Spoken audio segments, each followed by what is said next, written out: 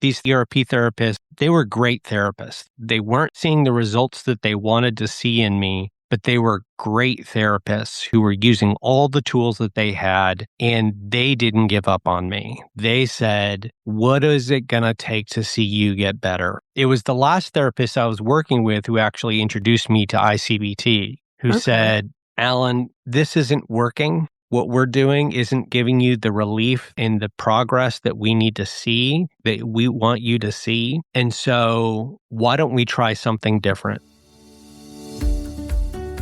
Welcome, OCD warriors, to the Christian Faith and OCD podcast, where we are all about reducing shame and stigma of struggling with OCD as a Christian, sharing hopeful stories, and replacing uncertainty with faith as you develop practical tools for greater peace. I'm Carrie Bach, Christ follower, wife, mom, and licensed professional counselor in Tennessee. I pray you are blessed by today's episode. If you have been around the podcast a little while, last summer we did a personal stories series, which was really great. And always, whenever we have personal stories of Christians who have struggled with OCD, we always get really good feedback. It helps reduce a lot of stigma, and people feel encouraged to keep going and feel like there's hope for them when they hear someone else's story. So I'm excited to bring that back to you this summer. And today on the podcast, we have Dr. O. Alan Noble. He's the Associate Professor of English at Oklahoma Baptist University, a fellow at the Keller Center for Cultural Apologetics, and author of 4 books, including his latest, To Live Well, Practical Wisdom for Moving Through Chaotic Times, On Getting Out of Bed, The Burden and Gift of Living. That was a really challenging book for me. I'll just throw that out there. Definitely prompted a lot of thoughts and took me back to definitely some times where I felt depressed and didn't want to get out of bed. That was rough. You are not your own, belonging to God in an inhuman world. Is that also the name of your Substack? Yeah, You Are Not Your Own Substack is the name of it. If you have not read Dr. Noble's Substack, we'll put a link in the show notes. You need to go over there and read the posts. They're good. He's had also a variety of articles published in different places, the Atlantic Gospel Coalition, First Things in Christianity. And you're also married with 3 children. That's correct. We decided, kind of talking ahead of time, to really focus your interview on your treatment and kind of your shift from talk therapy and ERP, eventually over to ICBT. And that was how I got connected with you, actually, was one of our podcast listeners has a Substack, and she had, I think, linked one of your articles or talked about your book on getting out of bed. That was how I found out about you, which is a really great connection. So if anybody has any guest suggestions out there, please always share them with us. We enjoy hearing those as well. Tell us a little bit about your journey of what it was like for you trying to find the right treatment for OCD. I started with biblical counselor. That was my first move, was with a biblical counselor, and that was not helpful. This person really tried. He was a very sweet man. He really had a heart for God, and he was very kind and gave me a lot of scriptures to think about. But the scriptures just gave me more to ruminate about, trying to make a decision about what I was ruminating about and trying to figure things out, right? That's one of my ruminations. One of my fixations is trying to figure things out. Those scriptures just gave me more fodder to figure things out. He did tell me one thing, the last thing we said to each other that was helpful and was true, which was that I needed to understand God's grace for me better and the meaning of the cross. And I've found through my therapy that that piece of truth was true. Even though he couldn't help me with ERP or ICBT, he did understand that I do struggle with understanding God's grace. So I went from that. I came from a church background where seeing therapists was not what was done. That's why that was my first step. And then I went off to grad school, and my next step was, after talking to a pastor, I decided I'm going to take this big leap and I'm going to see an actual therapist, a quote unquote secular therapist who is actually a Christian, but they studied in secular school, so it didn't count, and a secular psychiatrist. And this was a big step. And I prayed about it, and I talked to a pastor, and he's like, yes, you should do this. And so I felt like, okay, I've got this blessing. I'm going to do this. And the psychiatrist was helpful with the medication side, but the therapist, we did some light ERP and didn't really help too much. I moved to Oklahoma, was in a small town, and the only therapist I could get was somebody who did talk therapy. And at the time, because I'd only done some light ERP when I was in Texas, I really didn't know that ERP was the quote unquote gold standard. I didn't know what I was missing out on. I just thought therapy was therapy. And the therapist I got in Oklahoma said, yes, I treat OCD. I've treated OCD before. So these were the magic words I was looking for, right? I didn't know any better. I was expecting that's what I was looking for. Somebody who says, I've treated this before. And I went to her for about 6 years. And she gave me reassurance for about 6 years. I would come to her with various fears I had. My doubts have to do with fears about having harmed people and being negligent. And she would be like, no, you haven't been negligent. You're okay. And I would walk away feeling fine until I started my car. And then the doubts would come back because that's how OCD works. And I would say, what if she doesn't know? What if she doesn't understand? What if? So I kept going back to her because it was almost addictive, really. Wow. Did she ever say, hey, you're coming back with some of the same things and we've already talked through this? Did it create any kind of red flags for her? My client isn't getting better. That's really concerning, kind of scary. However, I will say that your pathway is very familiar to me, that I've heard this from a lot of different people that I've talked through the podcast or who have sought help from me. It's like, well, I went to this person that was a Christian and they really understood my faith, but then they didn't understand the OCD piece or didn't know how to help me. Unfortunately, there are therapists out there saying, oh yeah, I work with OCD, no problem. But then you get in there and they're not providing evidence-based care, which is problematic. Yeah. And again, very kind person, very caring, concerned about me, but was not equipped with the tools to address what needed to be addressed with me. And then I got connected with somebody who actually treated OCD with ERP. I started actually listening to some podcasts, I think, and that's what sort of tipped me off. And I saw this person who treated OCD in Oklahoma City, which is 45 minutes away from where I lived at the time. So it was a sacrifice, but I reached out to him and asked, maybe you can help me. And I explained my symptoms and he said, yeah, you have OCD and there's this thing called ERP and that's what you need. I was like, okay, let's try this. And so I tried that with him, and then I tried it with another therapist, and I tried some intensive ERP. I tried it for at least 2 years of just intense ERP. And you introduced me as Dr. Noble, and I do have a PhD.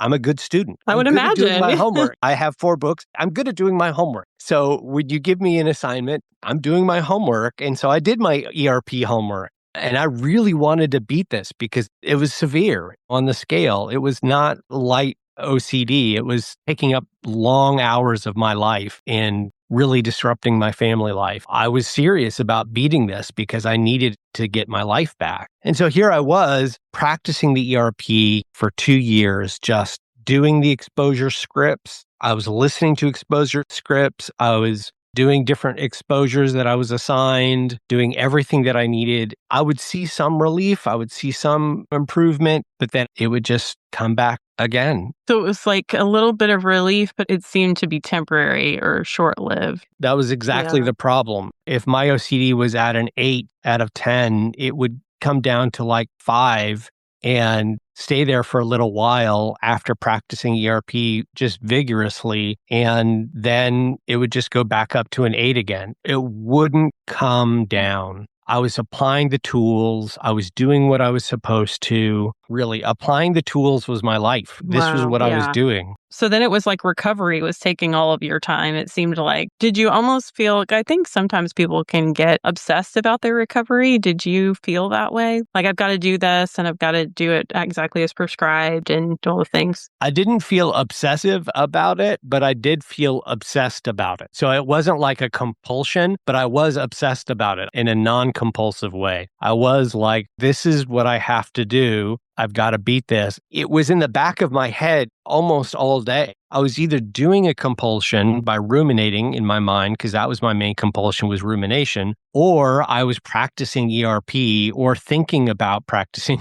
ERP all day. So it was like my life was OCD. that was it. And it was just so draining and also so boring. It's like, I don't want OCD to be my life. My life is so much bigger and richer than this. I thought it was, and now it was just this. When you were going through that level of intense suffering with the OCD, how did you remain hopeful to keep Yeah. going? Because I think a lot of people just say, ERP is the gold standard. It didn't work for me. I'm just giving up. I'm tapping out right here. And there are some people that just say, well, I'm just OCD. You got to live with me. Like, this is all there is to it. Like, how did you keep pushing or keep going? That's an excellent question, because there were times when despair was tapping at my door, when I thought that exact question. I thought, okay, this is the gold standard. This is what I've been told. I've heard all the podcasts I've done. I've read all the books. They've said, this is it. This is how you get better. And I'm practicing this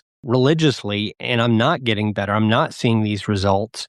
Maybe this is as good as it gets. Maybe I'm not going to see any more improvement over this, and I just have to come to peace with this. And a couple of things gave me hope. One is in Romans 8:28, Paul tells us that God works together all things for our good. So just believing that God is somehow working my good through this suffering. And I didn't know how. I didn't know the particulars of what that good looked like. I didn't know how he was redeeming that good, but I knew that he was working my good through that suffering, and just resting in that. Also having a group of friends and family who are cheering me on and telling me, don't give up, keep going, keep fighting, keep pressing on. Keep striving for wellness, because God desires our good, because we are given stewardship over our body, which includes our mind. It is honoring to God for us to desire recovery. We're not going to get perfect bodies and minds until the resurrection, but it's good for us in this life to fight for, to strive for, to work towards healing.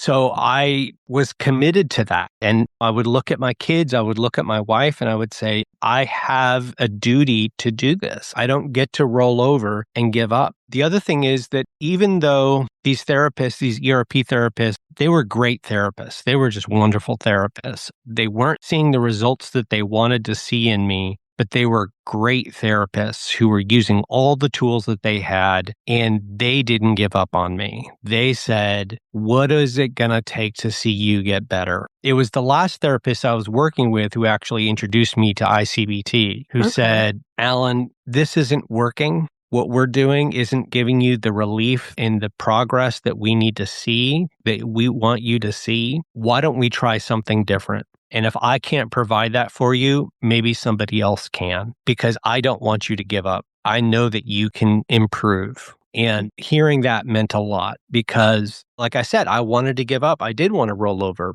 Maybe I'm still going to have some intrusive thoughts, but it doesn't have to take up hours and hours and hours and hours of my day. That's what I needed to hear. Therapeutically, I'll just say from the therapist side, that's a really hard conversation to look at somebody and say, I believe in you and I believe in your health, and I am in the way of that now. Like, I have literally given you every tool I have in the box, and I want you to succeed. And that means that you have to kind of fly on away from me. Because sometimes people can take that personally of like, oh, you're giving up on me? It's like, no, that's not what I'm saying. I'm saying you need a different toolbox than what I have right now. And for your best interest, it's not good for us to keep on clients for long periods of time that are not making progress. That's not ethical. It was a hard transition, and starting ICBT was hard too, but it was what I needed. And that's what made the difference for me. I still clung on to that hope. I needed that hope, that belief. What I've come to realize myself is that desire for recovery, in my opinion, is the most important key to recovery. It was at least the most important key to my own recovery, because all throughout this journey that I just described, the ups and downs, if I gave up desiring to recover at any point, it would have stopped. I had to have this drive to recover. I had to have this belief that it's my responsibility before God and before my family and before my friends, before my church, and before myself. Like, I owed it to all those individuals and myself to get well as I could get. I had to have a hunger for that. I had to advocate advocate for myself. I had to keep looking for therapists, the right medication. And that took a drive. Yeah, I think the beautiful thing about living in Christian community is there are days where we don't have it for ourselves, but somebody else can Yeah. have it for us. And in your book on getting out of bed, you talked about this guy that you just kept calling him Yeah. all the time and felt bad. Sorry, I'm calling you all the time to help me through these dark places. And he's like, that's what I'm here for. And we need that inside ourselves, that drive to get better. But we also need other people to hold us up on the days that we just don't have it.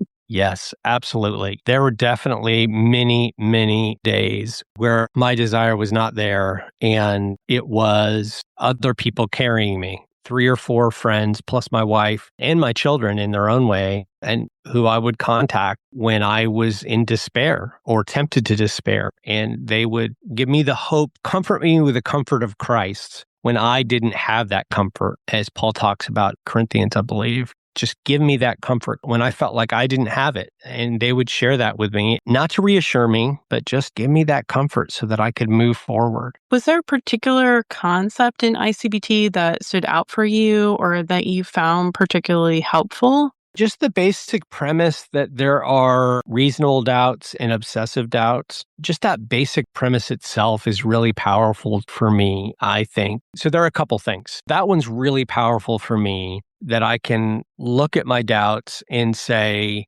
based on my senses, is this a reasonable doubt? Do I have sense information based on, including my common sense, to evaluate this as a reasonable doubt? Is this relevant to the here and now? And that kind of rocked my world and flipped it upside down and made it seem like, well, okay, this makes a lot more sense, as opposed to just seeing things in terms of, well, just not even thinking in those terms at all. That really helped me, I think, especially because I'm somebody who thinks a lot. And so just having that ability to use my mind without getting stuck in the weeds of the content Yes. was really powerful. Another really important concept is the feared possible self. Just that idea that this is coming from somewhere, that these thoughts aren't random. That's another thing that ERP always felt like it was lacking, that didn't make sense to me from ERP, is that the content is totally irrelevant. Well, is the content totally irrelevant? Because it seems like it has a pattern.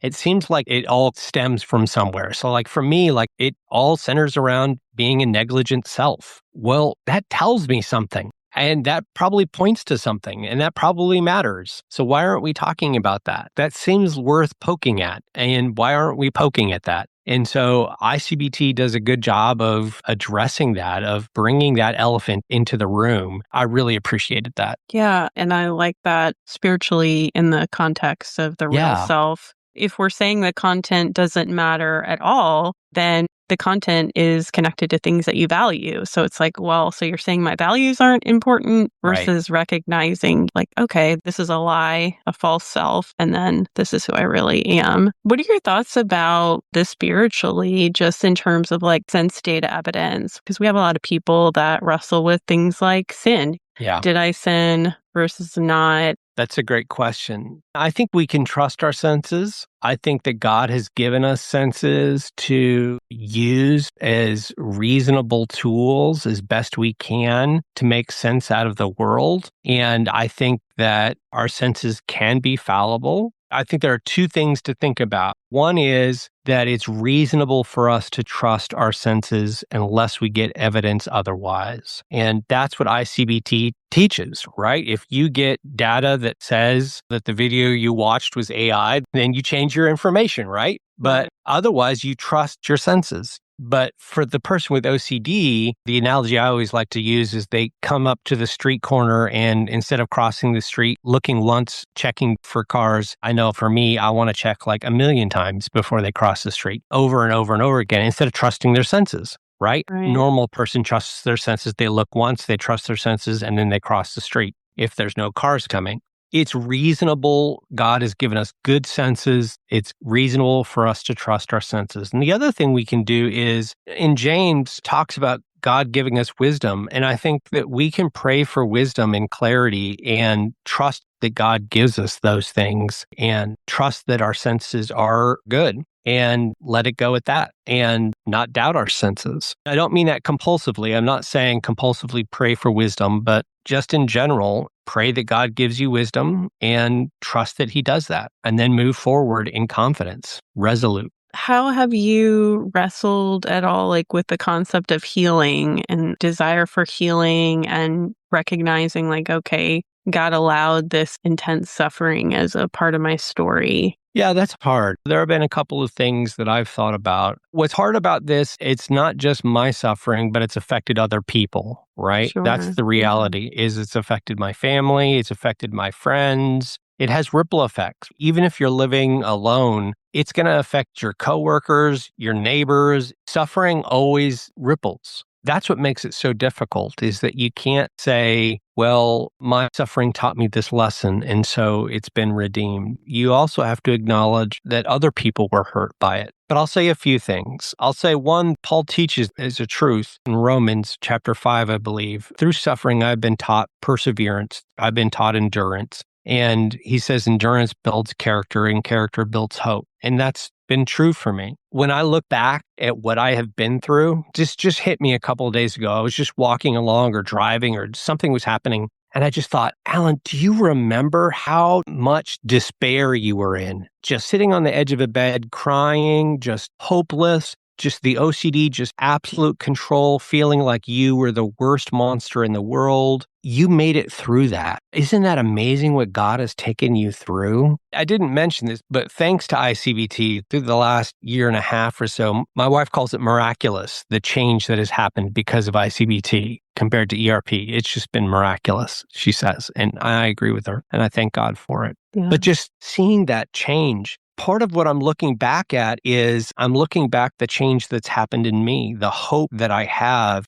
knowing that God can do miraculous things, that he can take me through hard times and bring me through them. And I'm not the same person. Another thing that's happened is that I have been able to help a lot of other people through my own suffering. And Paul again talks about this when he talks about comforting others with the comfort of Christ. It doesn't mean that my suffering isn't serious. It doesn't mean that my suffering didn't happen. It doesn't mean that other people didn't suffer because of me. But it does mean that that suffering has meaning, that it does something. I have been able to walk with other people who have OCD and tell them that they have hope, that they can get help, that they can do something, that they have agency in their lives, that they can advocate for themselves and get the proper therapy, whether it's ERP or ICBT, whatever it is, get the proper help. I can pray for them. I can encourage them. I can teach them not to get reassurance. I can do these things because I have been there.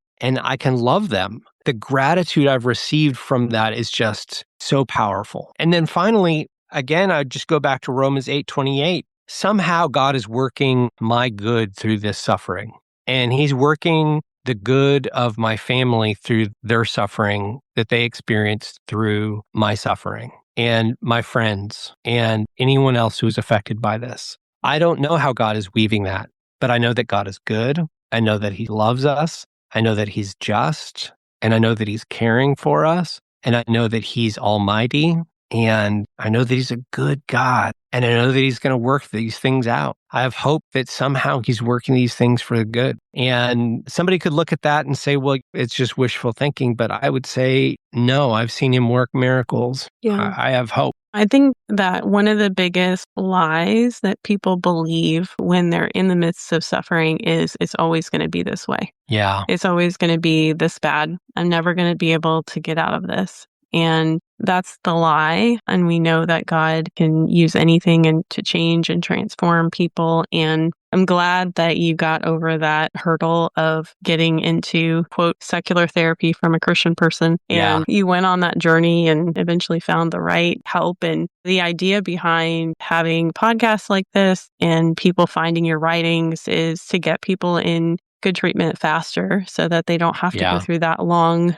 journey where everything is just getting more and more difficult. And I think that this is very hopeful for our audience. Yeah. I think sometimes people think the goal is like to never have another intrusive thought again. And so we just want to debunk that as well. Yeah. When you think about recovery, What does it look like for you today? Yes. I mean, even for today, I still have intrusive thoughts. I still have things that come up, and I use my tools and I apply them. So today, intrusive thought hit me, and I used the bridging tool that ICBT teaches and visualized myself on a bridge and made a choice not to go into the bubble and moved on with my day. For today, it took me about 3 minutes to make that choice. Now, later on today, I might not make that choice. I might slip up and make the choice to go in the bubble, and that might happen. But overall, my recovery looks like making that choice less and less and making the choice to move towards my family and what I believe is the life that God has given me, has called me to over and over again.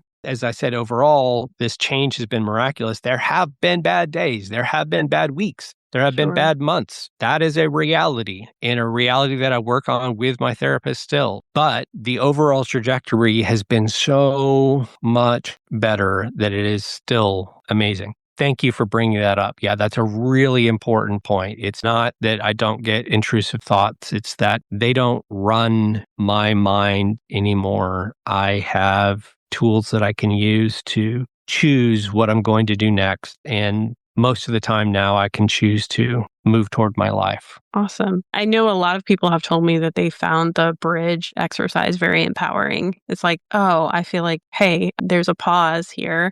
If I can find that pause, right? And you don't always find it, but the more that you become aware of how you get there, the more you find it. And then I feel really empowered to know, hey, I found the pause. I have a choice right now. I can either go right or I can go left. And I know what the consequences are going to be depending on what I choose. Awesome. Tell us a little bit before we go about your latest book that just came out. Yes, it is called To Live Well, and it is a book about the 7 virtues: prudence, justice, temperance, fortitude, faith, hope, and love. It's about how to live well in a chaotic time. I think we live in very chaotic times. I don't think that's too debatable. It feels very confusing to live in the modern world. It feels like everybody's values are up in the air. It feels like the definition of love and of justice and of what is true is constantly being contested. And that makes it hard to move, hard to act, and very easy to get stuck. And so this is a book about how to move, how to live well, how to act in the modern world, the contemporary world. And so I moved through these classic virtues, grounding them in the Gospels because it's a biblical book, and grounding them in Jesus and his actions in the Gospels, and work through what it looks like to be a virtuous person for God, not to earn God's favor because we already have that, but because God loves us, we want to act virtuously and understand what it looks like to live virtuously in chaotic times. Yeah, it's a crazy world out there. There's a lot that gets thrown at us and things are changing all the time. So any help for how we can live out Jesus in this environment, I think is helpful for sure. Yeah, thanks. Thank you for sharing today. I'm really thankful for Dr. Noble for sharing his story because I think there are many other people out there with this story that feel like they're doing all the right things that they're supposed to be doing and just aren't getting better. It's important for people to know that there is hope out there and to not give up, to keep going. I think for a long time in my own life, I was like, yeah, God has a plan for all this craziness, but I really doubted whether or not it was a good one. And looking back, I can now see like God's goodness in the course of my life. And I'm so thankful for that. If you're in the midst of just a really dark place with your OCD, I want to remind you that God hasn't given up on you and just encourage you not to give up on him, to keep leaning in even when things are hard and they don't make sense. I am currently working my way through To Live Well, and it's been a slow go for me because I keep having to stop and think about things. Definitely challenging in a good way, for sure. I hope that you guys will come back next week and join us as I interview a pastor about his OCD journey. Until next time, may you be comforted by God's great love for you. Christian Faith and OCD is a production of By the Well Counseling. Opinions given by our guests are their own and do not necessarily reflect the views of myself or By the Well Counseling. This podcast is for informational purposes only and should not be a substitute for seeking mental health treatment in your area.